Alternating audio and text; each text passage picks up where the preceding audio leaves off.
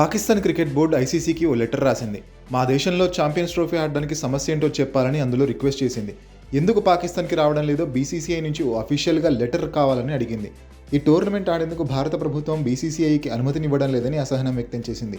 ఇప్పటికే ఈ వ్యవహారంలో పెద్ద రచ్చ జరుగుతోంది. ట్రోఫీకి 100 days కౌంట్ ఉందనగా లాహోర్లో ప్రీ టోర్నమెంట్ ఈవెంట్కి ప్లాన్ చేశారు. కానీ అది కూడా పోస్ట్ పోన్ అయింది. టీమిండియా ఆటగాళ్లు పాక్కి వెళ్లేందుకు ఆసక్తి చూపించకపోవడం వల్ల మొత్తానికి ఈ ఈవెంట్ని రద్దు చేయాల్సి వచ్చింది. అసలు ఈ ఈవెంట్ పెడతారా లేదా అన్నది డౌట్గానే ఉంది.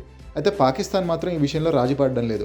టోర్నమెంట్ మొత్తం పాక్లో జరుగుతుందని పాకిస్తాన్ క్రికెట్ బోర్డు తేల్చి చెబుతోంది. బీసీసీఐ మాత్రం యూఏఈ లేదా యూకేలో నిర్వహించేలా హైబ్రిడ్ మోడల్ ఫాలో అయితే బెటర్ అని సూచిస్తోంది. 2023 ఏషియా కప్ టైంలో ఇదే మోడల్ని ఫాలో అయ్యారు. పాక్ కాకుండా యూఏఈని రెండో ఆప్షన్గా పెట్టుకోవాలన్న ప్రతిపాదనని పాకిస్తాన్ కొట్టిపారేస్తోంది.